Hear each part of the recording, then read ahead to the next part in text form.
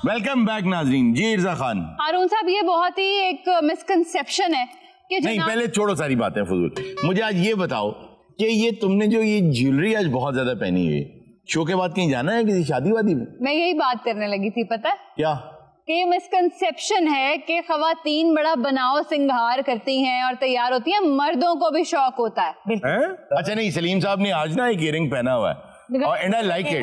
I like it. मुझे लगता है कि बहुत आपकी सिंपल लुक भी हो तो उसको ज्वेलरी एनहांस कर देती है। एनहांस बिल्कुल करती है। आपको उसकी सेंस भी होनी चाहिए, मतलब the way he is wearing it, मतलब the way he is donning it rather. अभी जब हम कोई बुक्स पढ़ते हैं पुरानी हिस्ट्री की और उनमें पढ़ते हैं कैरेक्टर्स की डिस्क्रिप्शन, तो उसमें पता चलता है कि वो ऑर्नामेंट्स ज्वेलरी पहना करते थे। जहाँ पे जितने मर्द हुआ करते थे, या तो हुकूमत करते थे, या दरबारी होते थे, या नवाब होते थे, वो सब ज्वेलरी पहना करते थे। सारे जो हड़प्पा दी खुदाई हुई है जड़ियां ਜਦੋਂ तू बाहर आके क्या थला लै कम्मा है। इरदा जी प्रॉब्लम है वो शौक ना नहीं पा गया नहीं, इन्हें डर के घरों चोरी हो जाएगा सारा पा गया। अच्छा वैसे एक बात बताऊं, आपने भी बात की ना हिस्ट्री की और किताबों की, आपको पता है कि एक बहुत बड़ा स्कैम है कह लें जो पूरी दुनिया में फैला हुआ, और फिल्मों के जरिए और गानों के जरिए वो स्कैम फैला था। और आज तक उस स्कैम का शिकार बनते हैं वो लोग जी जो या तो नए नए रिच होते हैं, मतलब पहली पहली नस्ल होती है अमीर लोगों की, नया नया पैसा जिनके पास होता है, या वो लोग जो बहुत ज्यादा इल्म नहीं रखते चीजों का, वो उसका शिकार हो जाते हैं। वो ये कि डायमंड बहुत मजे की, जबरदस्त, बड़ी एक्सपेंसिव अमीरों वाली चीज है। ये बहुत बड़ा स्कैम है। आपको पता है डायमंड इसलिए एक्सपेंसिव नहीं है कि रेयर अर्थ मेटल है। डायमंड्स तो ऑस्ट्रेलिया से भी निकल रहे हैं, अमेरिका से भी निकल रहे हैं, अफ्रीका से भी निकल रहे हैं, बहुत सी जगहों से निकल रहे हैं। लेकिन उनको मार्केट इस तरह से किया जाता है जैसे औरतों को बताया जाए कि आपको डायमंड्स की जरूरत है। एग्जैक्टली। और एक बहुत बड़ा झूठ बोला गया, आपको पता है क्या? आपको पता है एक लाइन बनाई, क्योंकि ये मोनोपोली है, एक बहुत बड़ी कंपनी है, उस कंपनी ने 90% ऑलमोस्ट जो ये है ना डायमंड्स और इसकी माइंस और जिन इलाकों से निकलता है अपने कंट्रोल में कर ली, और अपने ही कंट्रोल में उसको रख के जानबूझ के उसकी शॉर्टेज पैदा की। और लोगों को अच्छा फिर भी क्या हुआ कि लोगों को डायमंड को इतना खास नहीं लगता था। आपको याद होगा कि जब ब्रिटिश आए थे नए नए इंडिया में, तो वो देख के बड़े हैरान होते थे कि यार ये हीरो को इस तरह से पहनते फिरते हैं और इस तरह कपड़ों के साथ भी लटके हुए हैं, तख्त में भी जड़े हुए हैं, इनको तो कोई परवाह ही नहीं है हीरो की। बिल्कुल। तो यहाँ पे क्योंकि it was a very rich country, मतलब India was the richest country in the world उस दौर में, जब ब्रिटिश अभी नहीं आए थे। तो ये सब, और आप ये देखें ना कि एक बादशाह है जिसको हर साल तोला जा रहा है एक तराजू के अंदर, जितना सोना बनता है वो लोगों में तकसीम किया जा रहा है। तो आज तो हम 2-2 हजार देके भी लोगों को कहते हैं ना कि बहुत बड़ा तीर मारा है, तो उस दौर में तो सोना और हीरे जवाहरात तकसीम हो रहे थे और बुथलियां सुनते होंगे सी इंज वो घेर के बंदे। हारून साहब, डायमंड जो है वो मतलब पत्थर है ना, तो पहाड़ों से ही निकलते हैं या कि समंदर के अंदर से? अच्छा मलाइका, एक कमरे जो निकलते हैं समंदरा चो पहाड़ा चो डायमंड निकल। यार कौन से समंदरों में से निकल? समंदर मोती निकल। फिल्मां वेखी दियां वा, उन्हां नूं कैदी बना के कहंदे आ कड्डो इत्थों कड्डो इत्थों कैदी। अच्छा ये बिल्कुल सही। इस तरह के बंदे कंफ्यूज करते हैं। आप आज क्लियर, मैं आज आपको समझा देता हूं एक बात ये है कि डायमंड कार्बन है, कोयला पता ना आपको? हाँ जी। डायमंड असल में कोयला है, कोयले से हीरा निकलता है। कोयले पे बहुत ज्यादा प्रेशर और बहुत ज्यादा हीट रहती है, तो वो ये बन जाता है। बात ये है कि अब आप गौर करें कि अगर कोयले पर आपने कार्बन पे प्रेशर अप्लाई करना और हीट अप्लाई करनी है और उसने डायमंड बन जाना है, तो ये काम तो आप लैब में भी कर सकते हैं, और हो रहा है। लैब ग्रोन डायमंड्स बन रहे हैं। एग्जैक्टली, लैब ग्रोन डायमंड्स बन रहे हैं। हुआ क्या कि एक ही कंपनी थी, उसने जानबूझ के शॉर्टेज पैदा की, और दुनिया की जो बड़ी बड़ी एडवर्टाइजमेंट की और मार्केटिंग की कंपनीज है ना, उनसे बात की कि हम चाहते हैं कि डायमंड बहुत एक्सपेंसिव हो जाए। उन्होंने कहा कि आप इसका हल ये करें कि आप इसको जरूरत बना दें लोगों की, कि अगर आप अमीर हैं तो डायमंड पहना होगा आपने। अब ये लोगों के जहन में कैसे डाला?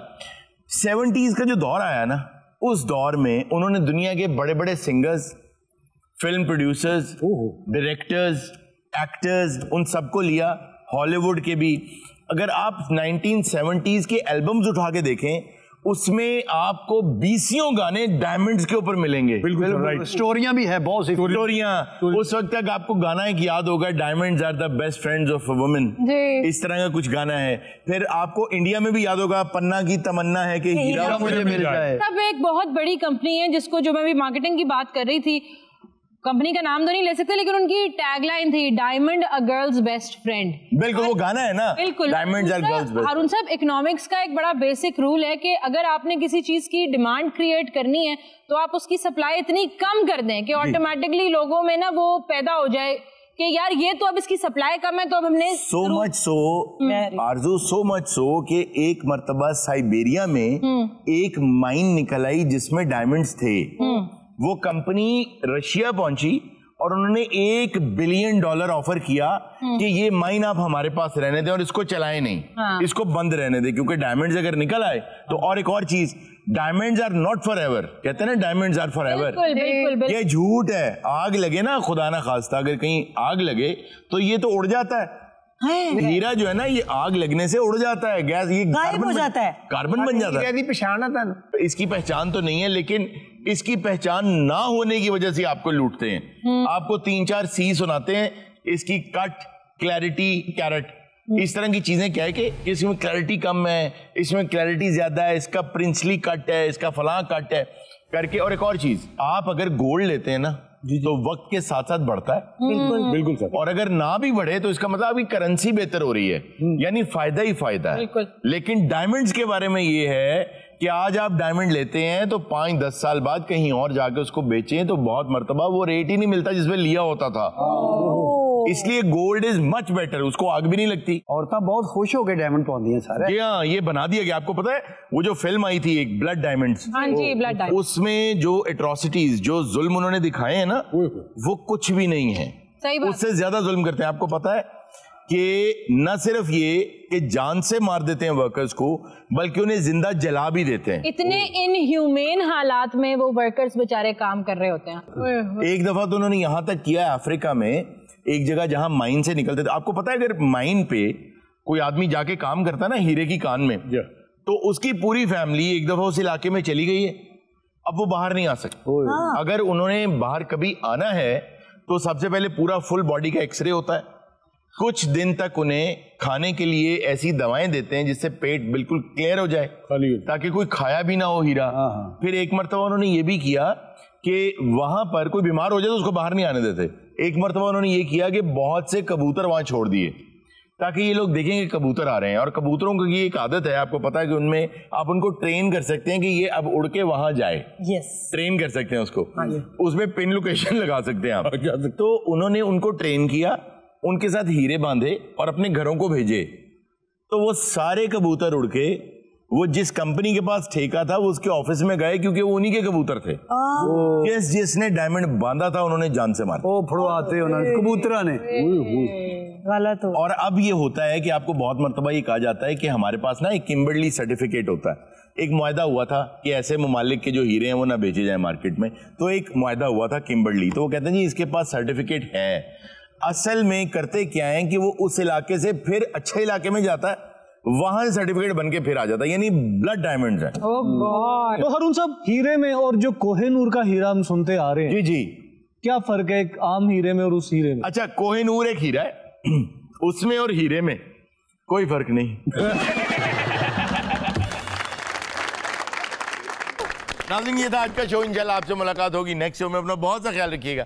अल्लाह हाफिज।